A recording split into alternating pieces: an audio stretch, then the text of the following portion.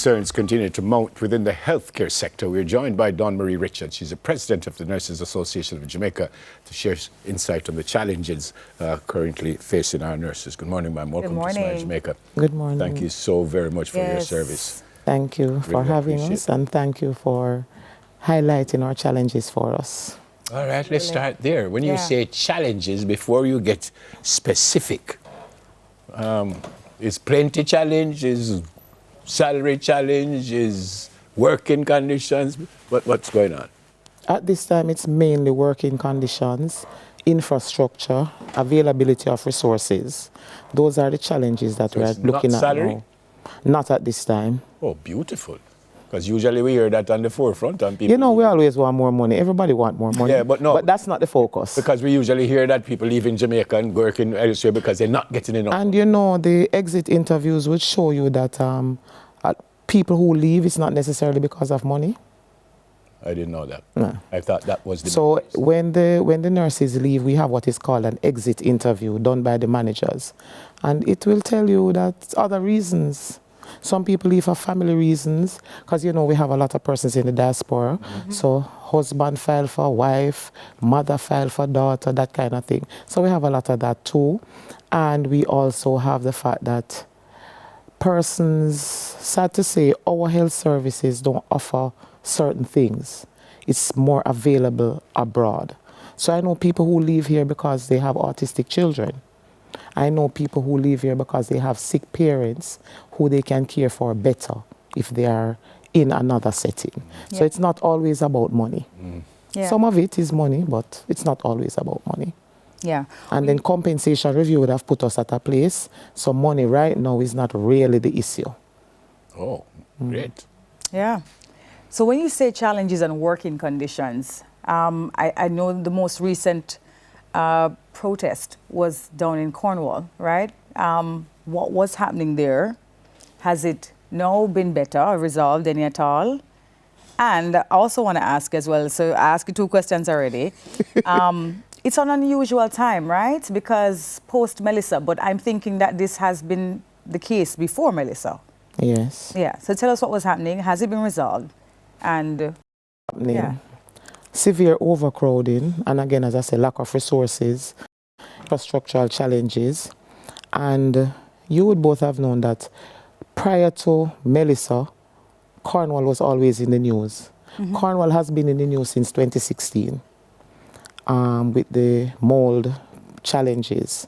That has not changed.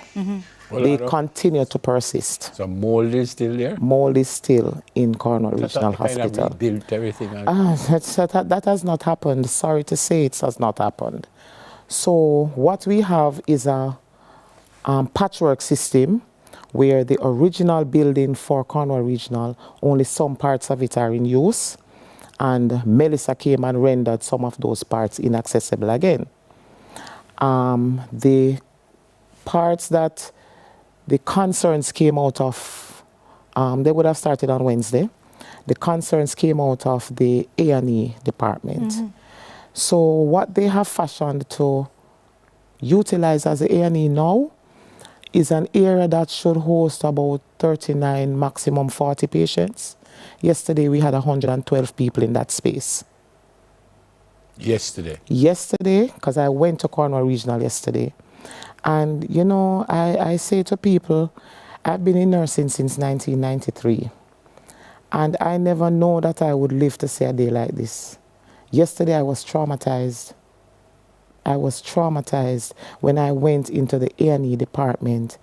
As the president, I went with my team. And as a president, you are expected to have a certain amount of decorum. So I just had to go back outside. It was hard. It was really hard because I look at it this way. I am not a nurse. I am a regular Jamaican in the Montego Bay area. Something happens and I have to go to hospital. Your first point of entry in hospital is an accident and emergency department. And I go in and I am admitted on a chair. I am admitted on a stretcher that is floor level. So when they say the persons are on the floor, they are not lying on the floor, but the stretcher is at floor level. How many nurses would be there for these 112? Yesterday we had 6 nurses. 6? Yeah. What would be ideal in a situation like that? I know it should be 15 to 22. How much? 15 to 22. For the 112, and you had... No, for the area. For the 112, I don't even can't work out that maths. Oh, hold on. So when you say 15 to 22 for the area, what does that mean? 15 to 22 nurses would be ideal for 39 to 40 patients in an A&E setting. Okay. Remember, we have different ratios for different areas. So you had 6. And we had 6 nurses yesterday with the 2 supervisors. So that would call it 8, because the supervisors, I really admired them yesterday. So sister in our yellow belt and sister in our blue belt, but they are part of the team who are working, doing the physical. So what was the reason why there were only 6 nurses yesterday? We have a shortage. We have a shortage. Yeah. And the reason for that shortage is you can't find people who want to be nurses. Debbie, you want to get me in trouble on this station? I don't know, but I want us to have anyway, a real conversation. Some of the challenges that we have is that nurses, the employment systems have changed. So when I graduated, you just go into a job. You know, ministry calls you and you are assigned to a facility. That doesn't happen anymore. In my days, we were trained by the government. These days, persons go to university to get their degrees, and when they finish their nursing course at UWI, they do their nursing council exam, because you have to, for registered nurses, you must do your nursing council exam. You can't practice. Sorry to jump in. When you say trained by the government as opposed to what? So government used to run the program. So Kingston School of Nursing, University School of Nursing, it was the government that ran these programs. So those schools are no longer there? No, those schools no longer exist. Nursing is now in universities. University of the West Indies, University of Technology, and in some of our community colleges. So Brownstown, Knox, and Exed. I want to go back to yesterday. So 112 people and 8 nurses as usual. 6, but let's go to 8. So what? How long the people staying there? Because them just stay there. When we were walking through, one man said to me, because them know now, come make them fix up right here. So apparently he was saying that the entrance to one section, persons were in chairs in that area. But what the staff explained was that they really try to keep that area clear in the event of a motor vehicle accident or a real emergency. One of the challenges they have is that they don't have any space on wards to put these people, because Cornwall Regional is a 300-bed facility. They are down to about 140 beds after Melissa, because Melissa damaged a lot of spaces. And the only thing that was done in these spaces prior to last week was the zinc put on back. But nothing else has happened. When you go there, you see wires hanging, you see a lot of things. So now, since Friday, work started on Monday, the team told me. So you see them putting up some drywall and some other things are taking place now. But prior to Friday. So if we can get, most of the patients who are in A&E now are for admission.